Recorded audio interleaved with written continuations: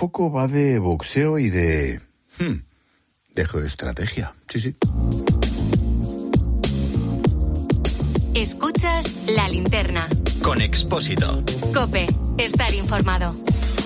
Es martes, el foco en La Linterna lo enciende Alejandro Requeijo. ¿Qué tal, Reque? Buenas tardes. ¿Qué tal, Ángel? ¿Cómo estás? Oye, hoy vienes a hablarnos de una velada de boxeo que se va a celebrar en Madrid, pero que encierra un conflicto geopolítico y no exagero. ¿De qué se trata? Sí, pues podemos decir que los puños de Putin llegan a Madrid. Se trata de una velada que va a tener lugar el 4 de mayo en Madrid.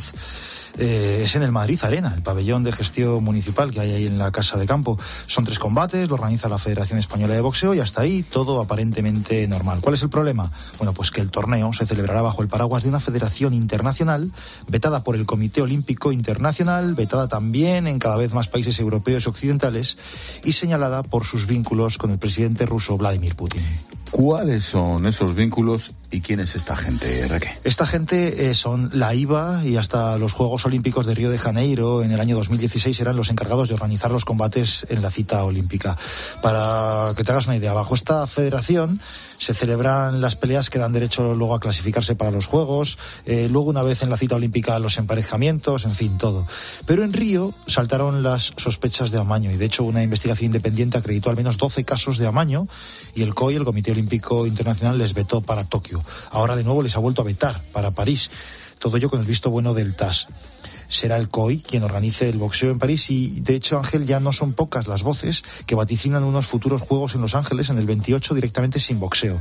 El objetivo de la IVA era recuperar la confianza del COI, pero no lo han logrado. Y en eso no ayuda que el responsable de esta federación internacional sea un tipo llamado Umar Kremlev. Umar Kremlev, ¿quién es? Bueno, pues es el jefe de la Federación Rusa de Boxeo, es un protegido del Kremlin, ha sido galardonado varias veces por Vladimir Putin y de hecho este Kremlev luce su afinidad con el presidente ruso en sus fotos en las redes sociales. ¿Por qué en España? Pues porque la Federación Española de Boxeo es una de las que se mantienen fieles a este protegido de Putin del que te hablo. De hecho, Estados Unidos ha impulsado una federación alternativa y de aquí viene el problema geopolítico. Esa federación alternativa se llama World Boxing y lo que se trata es que cada vez más países, y sobre todo países occidentales, dejen esta IVA del ruso Kremlev y se pasen al bloque occidental. Todo muy rollo Guerra Fría, Ángel. Bueno, el caso es que España sigue fiel a esas siglas que están marcadas internacionalmente por escándalos de corrupción. El presidente del boxeo español, Felipe Martínez, fue directivo de la IVA. Actualmente España sigue representada en su junta directiva por una mujer que trabajó con Martínez en la Federación Española. Y no perdamos de vista que esta federación española, insisto, está subvencionada por el gobierno español y que en los combates que organiza la IVA, donde se entregan cheques, por cierto, de dinero sobre el ring, participan boxeadores españoles que luego optan a las becas ADO que da el Estado. De hecho, el Consejo Superior de Deportes, que está avisado, por supuesto, de esta velada en Madrid, tiene todavía que aprobar los estatutos de la Federación Española de Boxeo que se aprobaron en diciembre y en los que figura mantener esa fidelidad a la IVA del ruso Kremlev. Anda, que está el Consejo Superior de Deportes con pocos problemas. Oye, veo que en el cartel promocional de la velada aparecen los escudos del Ayuntamiento de Madrid, de la Comunidad de Madrid y, ojo, de Gazprom. Sí. Es maravilloso. Gazprom es la fuente de financiación principal de la IVA. Bueno, para la gente que no lo sepa, es la gasística rusa, una de las principales gasísticas del mundo, que después de la invasión rusa sobre Ucrania fue expulsada de los patrocinios principales del deporte. Sí, pero le seguimos comprando el gas, ¿eh? Sí, es verdad, es verdad. Pero bueno, Gazprom como tal, en lo que viene siendo el mundo del deporte, fue expulsada, era uno de los principales patrocinadores de la Champions League y fue vetada. Y en cuanto a las autoridades madrileñas, bueno, pues yo les pregunté y me aclararon que ellas no tienen nada que ver con la velada y de hecho ya han pedido que retiren su imagen del cartel. En el caso del ayuntamiento es más complejo porque te recuerdo que el Madrid Arena es suyo, es de gestión municipal y lo que me explican es que, claro, ellos alquilan el recinto ya sea para un concierto o para una competición deportiva y que en este caso quien les vino fue la Federación Española de Boxeo. No sabían que detrás estaba esta federación internacional marcada por sus vínculos con Putin. Cachis, yo no sabía. Gracias, Reque. Se celebrará. Adiós, chao, chao.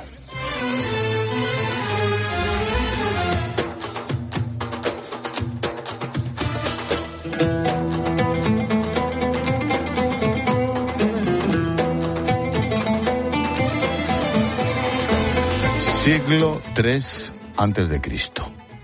Tras el ocaso de Alejandro Magno, la República de Roma se perfilaba como dominadora de Europa. Pero había una potencia que pretendía hacerle sombra: Cartago. Para evitarlo, Roma se enfrentó a ellos en las llamadas guerras púnicas. Los cartagineses empezaron a expandirse más allá de África, llegaron a la península ibérica. En esa época estábamos poblados por una amalgama de pueblos, betones, lusitanos, tartesos, cuyo origen era muy distinto. Había algunos de origen íbero, otros celtas. Los cartagineses se expandieron rápido por Iberia y comenzaron a fundar algunas ciudades en Hispania, como ellos llamaban a esta tierra. Una de esas urbes fue Acraliuqué.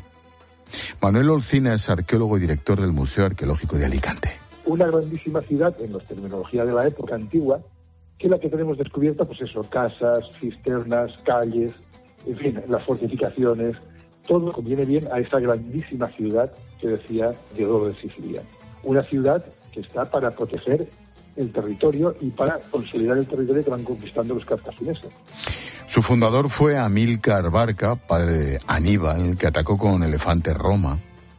Acraliuqué jugó un papel fundamental, sirvió de refugio para el propio Aníbal, era clave en el control del territorio, pero Roma arrasó la ciudad. Más tarde se dieron cuenta de la importancia estratégica de ese enclave y cerca de las ruinas de Acraliuqué fundaron su ciudad, Lucentum. Sin embargo, a partir del siglo III, ya después de Cristo, la abandonan otra vez. Y desde entonces, todo han sido incógnitas. La principal, ¿dónde se encuentra actualmente los restos de aquella ciudad de origen cartaginés? No cuadra nada, es un lío enorme porque se están confundiendo las ciudades. Y ahí viene el lío histórico, que es bastante complejo. Era ininteligible, no había manera de cuadrar las fuentes ni entender nada por esa confusión. Entonces hay que buscar la muerte de Amílcar Barca, no en el Ebro, como decía Tito Livio, sino en el Júcar, porque muchas veces se confunde el Júcar con el Ebro. Tras siglos de dudas con fuentes como Tito Livio o Diodoro de Sevilla, Olcina ha logrado ubicarla. Se trata del yacimiento de Tosal de Manises, un enclave que originariamente se pensaba que era íbero, pero cuando el equipo de Manuel volvió a excavarlo para estudiarlo, se encontraron con hallazgos que han permitido reubicar este lugar en el tiempo. Las investigaciones toponímicas, a través de los nombres, han logrado emparentarlo con la ciudad de Acraliuqué. Era una locura plantear en los años 90 que eran cartagineses que crucificaban, como a mí me pasó al principio de empezar a hablar de este tema, porque era casi un anatema, una especie de herejía hablar de que aquí habían cartagineses y que esto podía ser una ciudad cartaginesa. En los momentos también algún sinsabor en este proceso, pero bueno, yo creo que estas cosas son las que uno tiene que pagar por la investigación. Para Manuel no fue fácil, con sus conclusiones se jugó la credibilidad científica y del equipo, algo que le tocó vivir al arqueólogo Figueras Pacheco. Fue el primero en atribuir esta ciudad a los cartagineses. Era de una inteligencia asombrosa, de una finura increíble, y llegas a la conclusión de que efectivamente él lo hizo muy bien y interpretó bien la estratigrafía. No se inventó nada, pero claro, Figueras Pacheco fue muy desacreditado luego, porque eran eruditos locales que no estaban al día de la investigación histórica. Reivindicaban un papel de los cartagineses que luego se desestimó. Figueras defendió toda su vida que Acraliuqué era el yacimiento de Tosal de Manises. Sin embargo, murió sin saberlo con certeza. Hoy Manuel ha logrado confirmarlo y dar un pasito más en la historia antigua de la península ibérica.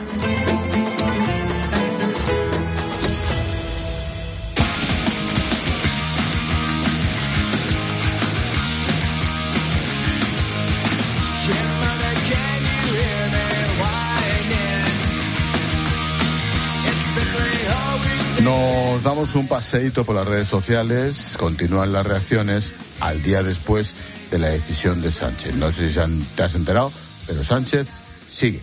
Sí, sobre todo las reacciones a ese entorno de súbditos y súbditas, pelotas infinitos. ¡Ay! Es lo que tiene el líder supremo. Hola, Martínez. Hola, Expósito. Hablas de ello en tu videoblog de hoy. Podéis verlo en X, en @expósitocope, también en Instagram, en expósito_cope y en el canal de YouTube y de TikTok de Cope. Nos escribe David: escuchaba a Pilar Alegría hoy y solo me venía a la cabeza una cosa. Está defendiendo lo indefendible. Luego también nos ha dejado su mensaje Lorena. Sánchez debe ser una persona con mucha capacidad para convencer a la gente. Si no, no me explico explico cómo es posible que tanta gente en su entorno esté convencida de que lo que está haciendo es lo correcto. Y luego Santi, estoy agotado, nos dice, me parece que estamos llegando a unos límites muy peligrosos, empezando por la reforma del Consejo General del Poder Judicial. Veremos cómo acaban haciéndolo.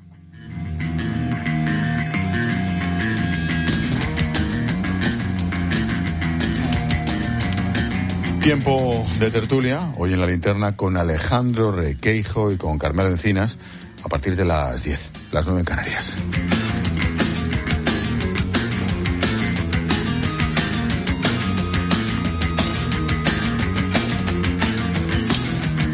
Se están produciendo en distintos puntos del mundo una auténtica ola de antisemitismo. Se cumplen 200 días de la guerra en Gaza.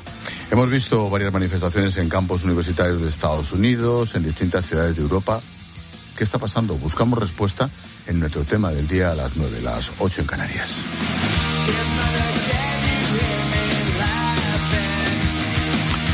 En clase de economía, como siempre, hablaremos de tecnología con nuestro consultor de cabecera, Mario Yáñez. Hoy nos va a explicar si se pueden regular las redes sociales. Ya sabes, el lío de TikTok en Estados Unidos, las influencias, sobre todo en los jóvenes. Lo hablaremos en clase de economía a las 9:30, 8:30 en Canarias. Y esperamos mensajes. Recuerda que puedes escribirnos en facebook.com/lalinternacope. También estamos en X, lo que antes era Twitter, en @expósitocope, en el WhatsApp de La Linterna, el 600544555, y también estamos en Instagram. Búscanos por el nombre Expósito_Cope.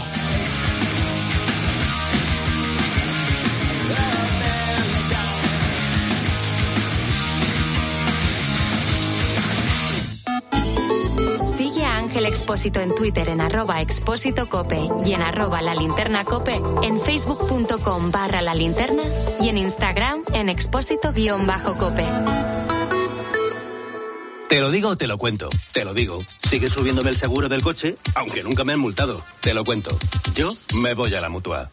Vente a la Mutua con cualquiera de tus seguros. Te bajamos su precio, sea cual sea. Llama al 91 555 5555. Condiciones en Mutua.es. Y ahora descubre Mutua Más, la nueva super app de la Mutua. Piensa en un producto. Y ahora imagina que comprando 2 te llevas 3. Bien, ¿no? ¿Eran unas finísimas Campofrío? ¿O un detergente Ariel Oxy? ¿No? Da igual, porque en Supercore, Hipercore y Supermercado El Corte Inglés tenemos miles de productos más a 3x2. En tienda, web y app. ¿Alguno será? Supercore, Hipercore y Supermercado El Corte Inglés. ¿Qué necesitas hoy? Escuchas La Linterna. Y recuerda, la mejor experiencia y el mejor sonido solo los encuentras en cope.es y en la aplicación móvil. Descárgatela. Cada año se repite lo mismo. Chicos, ¿dónde vamos de vacaciones? No, podemos ir a una playa tipo Bali. ¿Pero hay wifi o no hay wifi? Y sería tan fácil dejarte ayudar que, como lo sé, porque yo soy tus vacaciones. Reserva tu viaje de exótica a Malasia, India, Perú con hasta 500 euros en cupón regalo. Consulta condiciones. Viajes El Corte Inglés. Cuando viajes, viaja.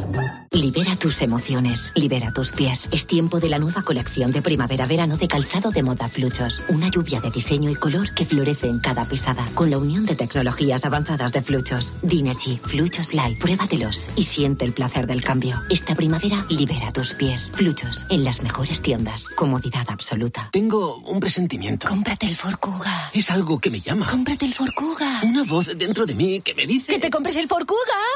Este es el mejor momento para hacerle caso a tu instinto y llevarte el Ford Kuga, el híbrido enchufable más vendido en España y Europa. Ahora por tiempo limitado con un precio aún más increíble. También disponible el Kuga híbrido, lo que diga tu instinto.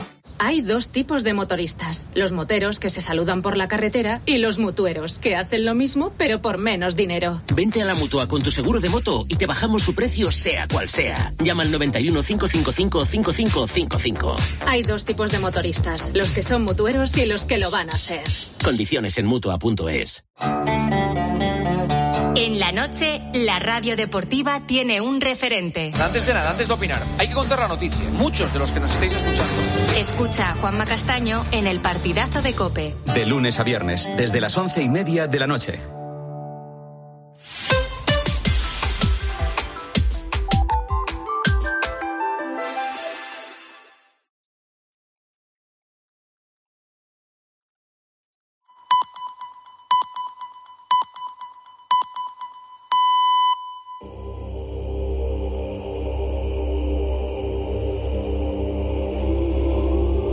Escuchas La Linterna. Con Expósito. COPE. Estar informado.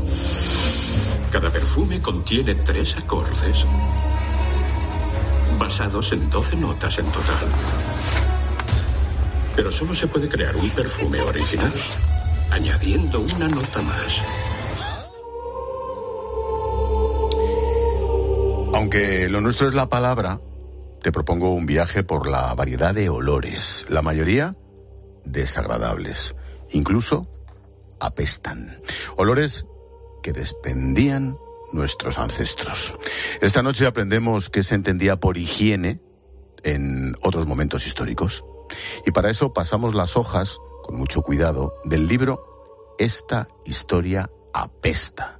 Anécdotas de mierda, sí, más o menos, que han marcado a la humanidad. Lo edita HarperCollins y lo ha escrito la profesora, graduada en Historia del Arte y medievalista, Alejandra Hernández Plaza.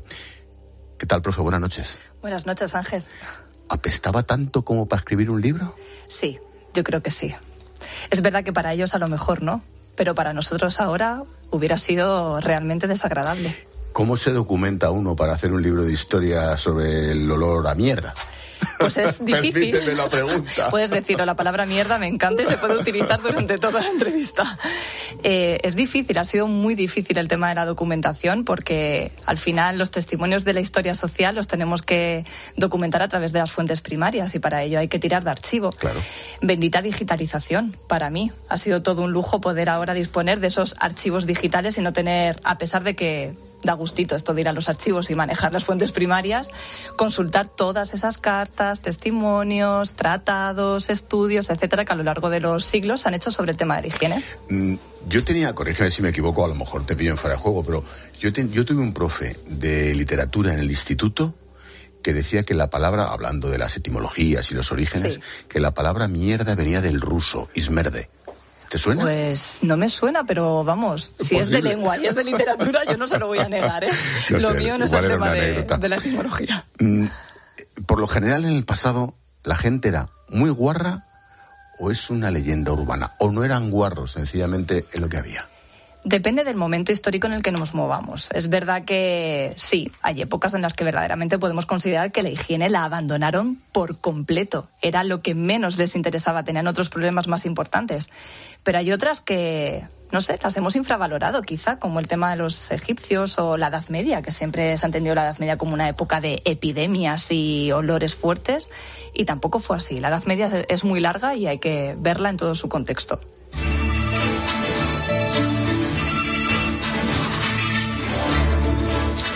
Me la has dejado votando. Dices que los más higiénicos son los egipcios. ¿Qué hábitos les colocan en el top de las civilizaciones limpias? Pues los hábitos personales de higiene. El tema de las ciudades todavía no lo tenían muy controlado. La higiene urbana era una asignatura pendiente para ellos.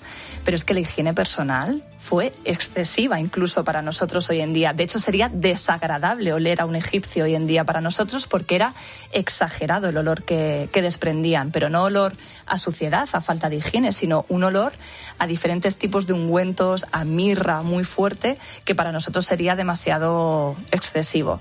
Pero se bañaban varias veces, higienizaban varias veces al día, utilizaban potingues diversos y variados todos los días para mantener un buen olor y se lavaban los dientes, que esto es algo que ahora nos puede sorprender y que nosotros tenemos muy interiorizado, pero ellos también lo hacían.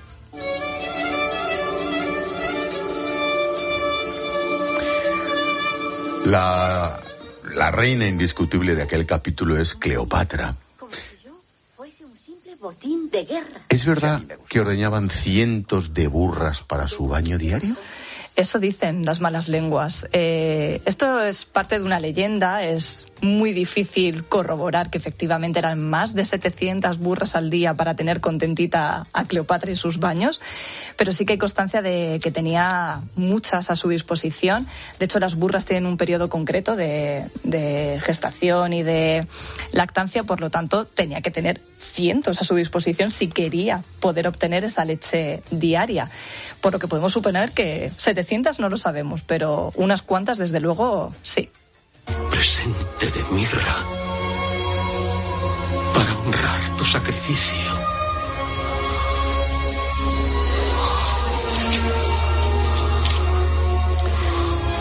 transportaba la mirra? Pues un olor que ahora yo creo que lo interpretamos solo... Si nos viene olor a mirra, quizá lo interpretamos con un ámbito muy concreto. En su momento era como el objeto, el perfume favorito de todas las personas en el Antiguo Egipto.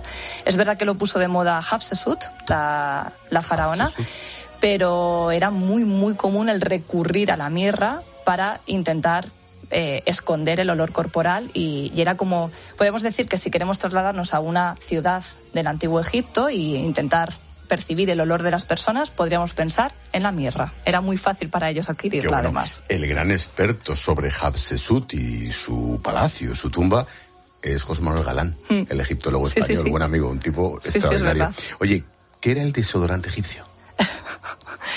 Bueno, hay muchas recetas de desodorante egipcio, ¿eh? Tenemos que consultar varios papiros. Yo me he basado en el de Evers, sobre todo, pero hay muchos papiros a los que podemos recurrir y cada uno aporta su receta más o menos personalizada. Pero sí, era una mezcla de ungüentos y sí que es verdad que algunas mujeres, esto es sobre todo tema de mujer, ¿vale? Lo mezclaban con mirra, hacían una especie de bolita que se ponían debajo de las axilas y se iba derritiendo a lo largo del día y hacía las funciones de desodorante. No habían inventado el spray, pero no, para los efectos, pero la barra sí. La barra sí. En el fondo es lo mismo. En el fondo sí, sí. Es lo mismo. Venid, Claudio, ha sido un día largo, relajado. Llénale la copa, que nunca esté vacía. ¿Qué deseáis? ¿Un manjar, un masaje? Solo esto. Sois joven. Una noche de descanso y estaréis como nuevo. Los romanos evacuaban en un agujero más o menos parecido a un váter, a una letrina, para entendernos. Pero lo hacían en grupo. Sí. Yo eso lo he visto, no sé si en grupo, pero sí he visto la letrina así como dando vueltas en plan tubería con cosas flotando en China, hoy. Luego no hay que irse tan lejos en el tiempo. No. Yo siempre digo cuando hablamos de este tema que los hombres todavía vais al baño un poco en conjunto. Bueno, ¿no? Tenéis a vuestra disposición no solo el váter, sino una serie de instrumentos en que estáis uno al lado del otro. Sí, lo de instrumentos no sé bien a qué te refieres, pero sí, te refieres a que meamos de pie. Y juntitos, por ejemplo, ¿no? A pocos centímetros de distancia. Que tampoco habéis olvidado demasiado esa costumbre romana. Lo que pasa es que se te está olvidando que la entrevistada eres tú.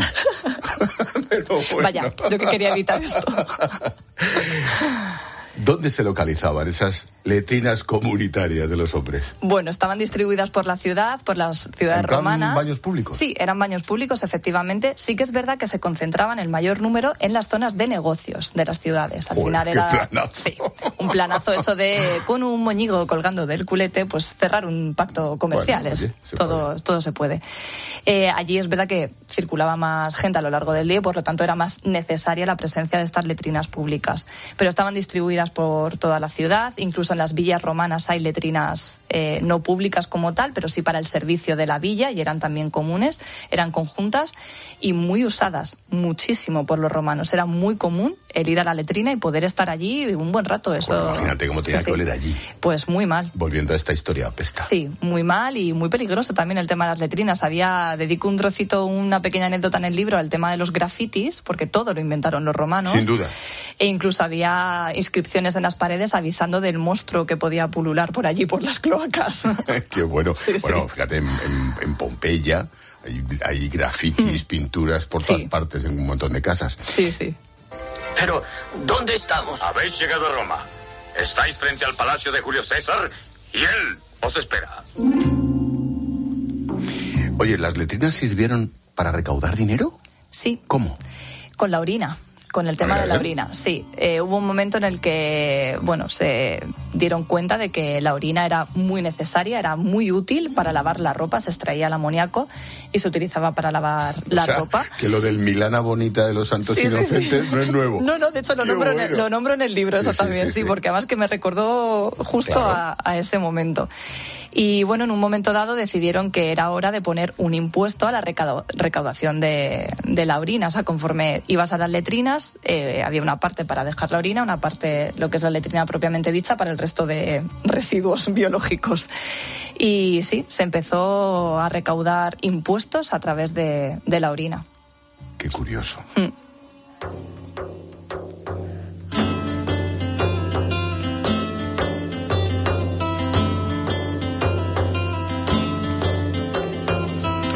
Claro, cuando utilizamos la palabra galeno como sinónimo de médico o de farmacéutico, de químico en algunos casos, ¿quién era Claudio Galeno Nicón?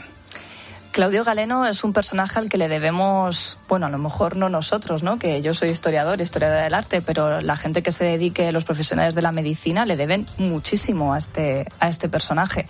Es considerado el primer gran médico de la historia, además un médico que prestó una atención como no se había hecho hasta ese momento al tema de la higiene, pero una higiene además que la vinculó a la dieta, que es algo que ahora quizás separamos, ¿no?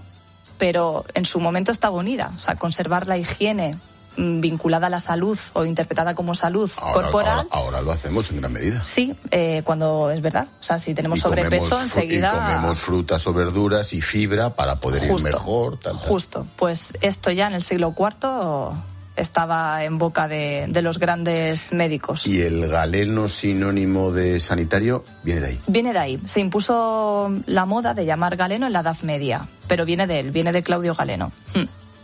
Una catedral, amigos, no es la piedra ni las estatuas, ni siquiera un lugar de oración. Es una creación continua. Una hermosa obra que ruego a Dios que no termine. La Edad Media, ¿es con diferencia la época más asquerosa? No. Y me encanta decirlo así. Bien, no es la etapa más apestosa de la historia. Es algo que me ha encantado desmentir en el libro, porque además yo soy medievalista y la Edad Media son 1000 años aproximadamente, y en esos 1000 años pasaron muchas cosas. Además está muy escrita. Muy, efectivamente. Claro. Y sí que es verdad que al final de la Edad Media tenemos un cierto descontrol en temas higiénicos. La cosa se complica, como el propio contexto de ese periodo.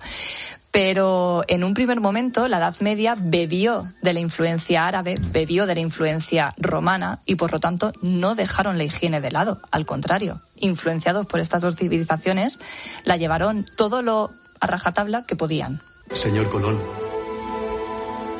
os hacíamos en Portugal. A punto estábamos de declararos prófugo.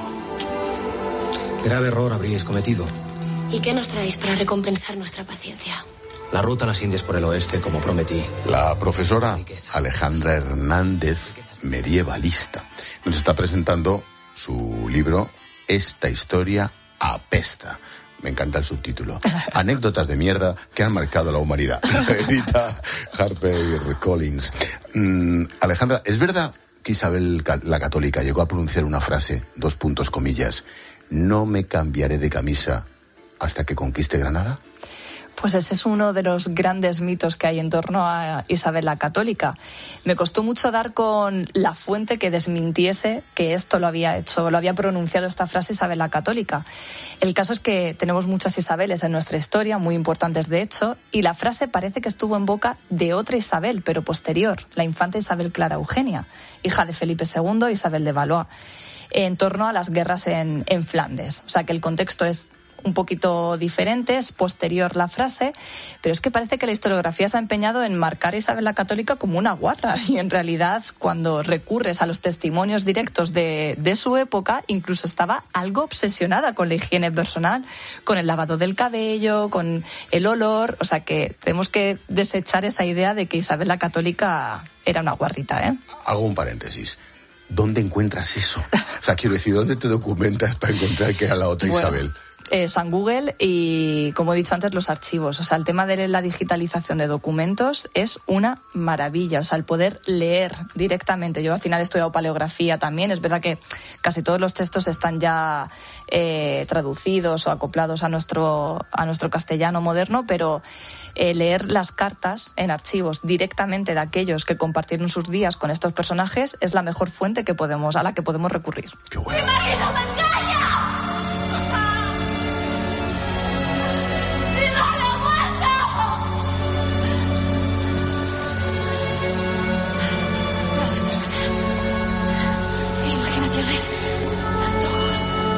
Antojos de Juana la loca. Porque estoy loca. No es verdad que estoy loca. Sí, loca. Loca. ¡Loca! ¡Loca! Encerrada por orden de su padre en Tordesillas. ¿Cómo describe Francisco de Borja el estado en el que se encontró a Juana I de Castilla? Juana la Loca, injustamente para muchos, poco antes de su muerte. Es uno de esos personajes que en cualquier país del mundo habían hecho 1000 películas. Sí, Aquí hemos hecho una serie, no está mal. Bueno, pero, y alguna película que otra también ha caído sobre ella. Los testimonios de sus últimos días y años en Tordesillas son realmente duros de leer. Para mí lo fueron, porque además yo soy una férrea defensora de Juana como Juana de Castilla, primera de Castilla, no como Juana la Loca. Y leer cómo describían el estado en el que se encontraba, el estado en el que estaba la estancia en la que estuvo encerrada cerca de 40 años, es desolador, porque al final es una víctima de su entorno, de su propio contexto. La hicieron loca, volverse loca. Es normal que una persona a la que encierran junto a su hija en los primeros años en Tordesillas caiga en ese estado de dejadez absoluta y locura ante el abandono de todos aquellos que la rodeaban. Decía... Empezando por el marido. Empezando por su marido, efectivamente. Y bueno, pues decían estos testimonios, estas cartas, que guardaba todos los restos de comida, dejó incluso de comer los últimos años y los guardaba debajo de la, cama, entre comillas, ¿no? No sé, obviamente ni se cambiaba de ropa, los excrementos a veces no dejaba que se los recogiesen, entonces... Bueno, un estado entre mental, higiénico, personal y de la propia estancia que tuvo que ser duro. Incluso para aquellos que no eran demasiado partidarios de ella, tuvo que ser duro de ver. Enrique IV de Francia. Le prestas especial atención. ¿Qué le ocurría? Ay, es que Enrique IV... Bueno, de Francia tenemos un montón de anécdotas, ¿eh? Son vecinos nuestros y tenemos que prestarles un poco más de atención en temas de higiene, que han pasado la historia como gente muy pija, pero ojo, que dejaron un poco que desear en ciertos momentos. Enrique IV es que es una persona...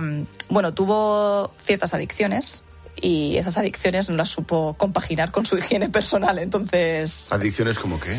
Pues al deporte y al sexo, combinado.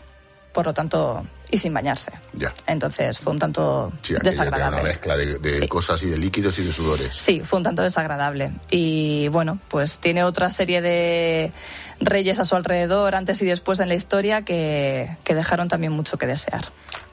Enrique VIII.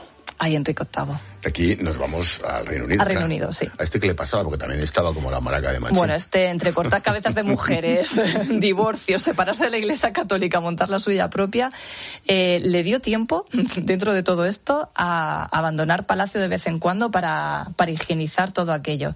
Lo justificaban como una gira por el reino para que el monarca pudiese visitar a sus vasallos. Pero en realidad era la excusa perfecta para abandonar Palacio durante varios meses y que pudiese entrar todo el personal de limpieza, poner aquello en orden, ventilarlo y también dejar los campos descansar. El caso es que, sí que podemos considerar que él prestó cierta atención a la higiene y a la limpieza del palacio si precisamente hacía esto una vez al año. Además, él inventó el primer váter portátil. Y tenía un mozo trabajando para él, además muy bien pagado, ¿eh? Era todo un privilegio poder trabajar al ladito del rey, portando el váter. Nunca mejor dicho, sí. Lo del al ladito. Sí. Alejandra, hemos hablado de letrinas ahora mismo, de sudoración, de sexo. Vamos con la orina, ya lo hemos mencionado, pero la orina como producto estrella de la limpieza en nuestro, volvemos a España, siglo de oro.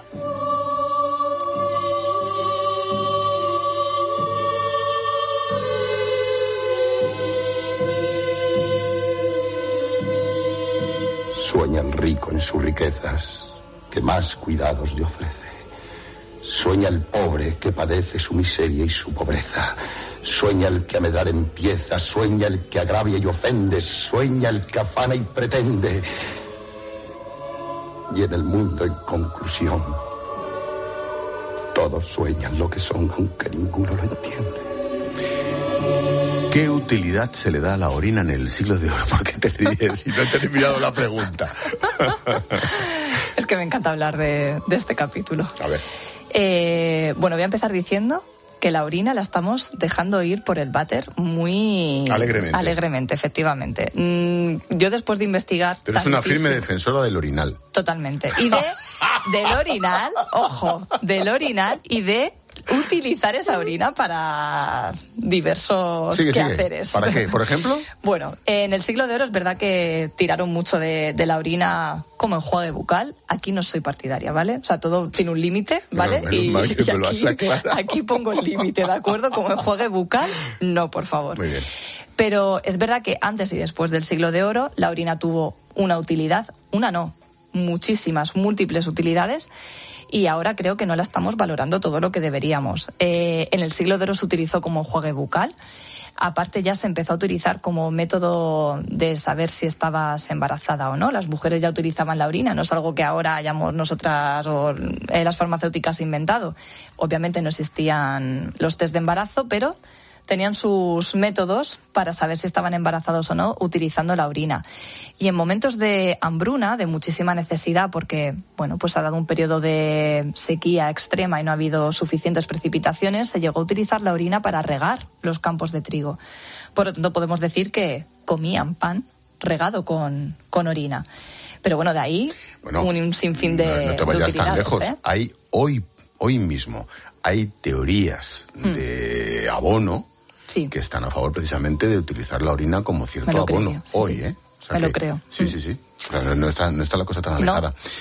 Volvemos a salir de España, nos vamos a Francia, a Versalles. ¿Te burlas de tu creador? Del único que podría otorgarte el perdón. Yo no busco el perdón. Yo no soy la pecadora.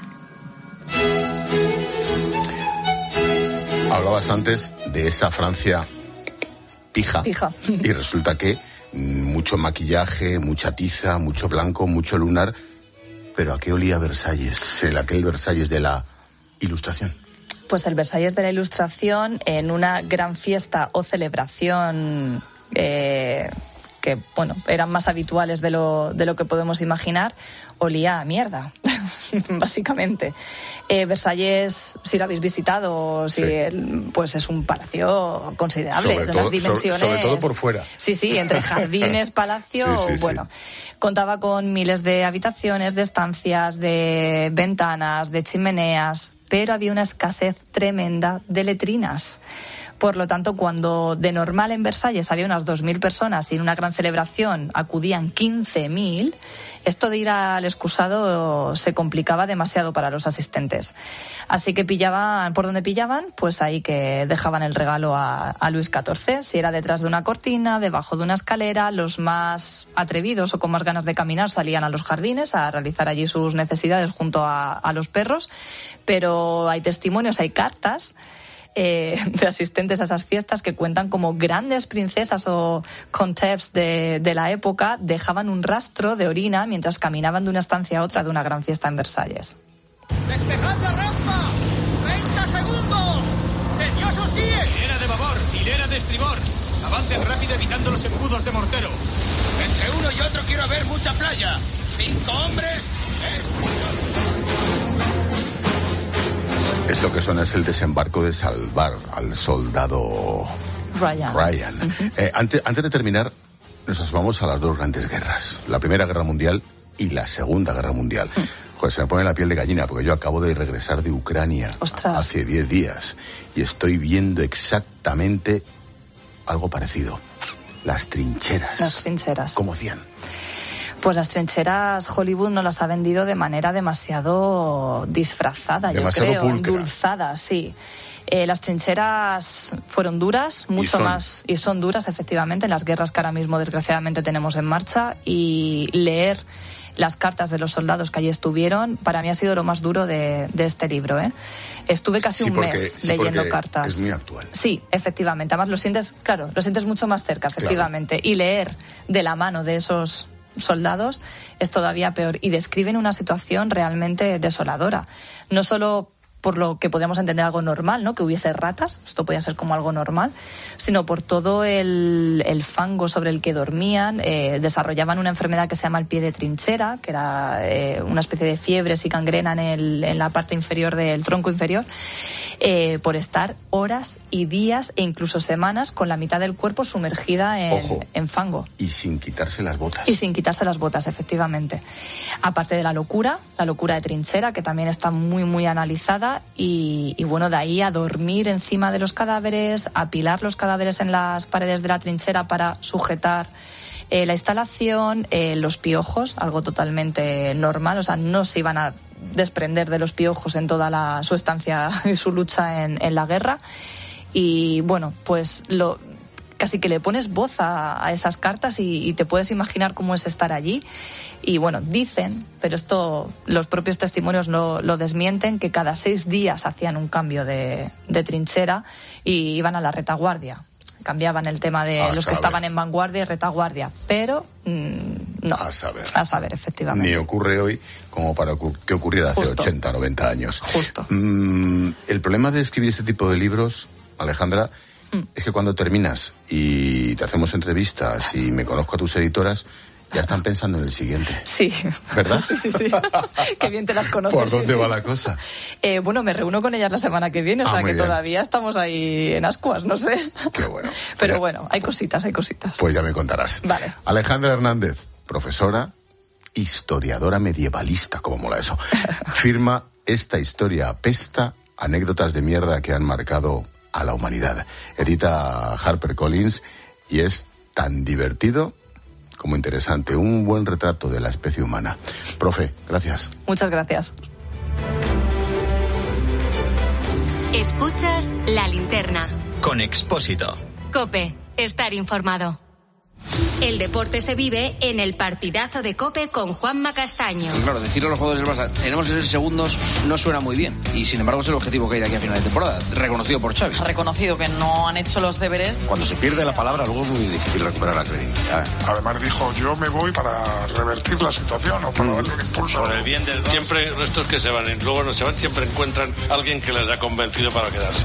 De lunes a viernes, desde las 11:30 de la noche, la mejor información deportiva y el mejor análisis lo encuentras en el partidazo de COPE con Juanma Castaño. Si eres de Cepsa Go, puedes ganar un televisor LG Ultra HD para que disfrutes del mejor fútbol en casa. ¿En mi sofacito, tomando un aperitivito? Exacto, a tu gusto. Y gritando, ¡vamos! ¡Qué golazo! Como quieras, porque con cada repostaje participas en un sorteo semanal. Únete y consulta condiciones en cepsa.es. ¡Vaya sorteazo! Me preocupa mi futuro. Por eso he contratado un plan de pensiones con esa compañía de seguros que el logotipo es un koala o algo así. Porque sé que con esa compañía de seguros que el logotipo es un koala o algo así, estaré preparado para el día de mañana. Haga como él. Contrate ya un plan de pensiones con esa compañía de seguros que el logotipo es un koala o algo así. Si nadie se acuerda de tu marca, la publicidad no sirve para nada. Por eso, si diriges una empresa y nos estás escuchando, queremos recordarte que, según los estudios, la radio es el medio donde se recuerdan más marcas un mayor número de veces. Hazte inolvidable. Anúnciate en radio. Escuchas COPE. Y recuerda, la mejor experiencia y el mejor sonido solo los encuentras en cope.es y en la aplicación móvil. Descárgatela. ¿Te apetece descubrir un lugar lleno de aventuras, de sol y de magia? En Walt Disney World viajarás a una galaxia muy, muy lejana. Descubrirás el reino de la naturaleza, vivirás la magia de los cuentos de hadas y tendrás el mundo al alcance de tu mano. Todo esto y mucho más en los 4 increíbles parques temáticos de Walt Disney World Resort. Reserva con Betravel. Vuelo directo a Orlando. Hotel Disney. 4 días de entradas a los parques y traslados desde 225 € por persona y noche. Plazas limitadas. Consulta condiciones. Ven a Walt Disney World con Betravel. Viájate la vida. El precio Lidl es el mejor precio. En Lidl bajamos los precios de nuestro gran surtido de galletas Sunday. Disfruta de nuestra gran variedad y ahorra desde hoy hasta un 10%. No aplicable en Canarias. Lidl marca la diferencia. ¿Preocupado por tu aire acondicionado? Este verano márcale un gol a tu factura energética con el aire acondicionado más eficiente y disfruta sin sustos a fin de mes. Mitsubishi Electric es tu aire. En los últimos 10 años, en España se han identificado 70 células yihadistas. Y ahí ya me informaron que estaba lo estaban deteniendo por terrorismo. Yo ahí me quedo en shock por completo. Porque tú no sospechabas nada. Ya la tele no se podía poner en casa, ya la música no se podía escuchar, ya empezaron las discusiones de que la niña no puede ir con uniforme al colegio porque lleva falda.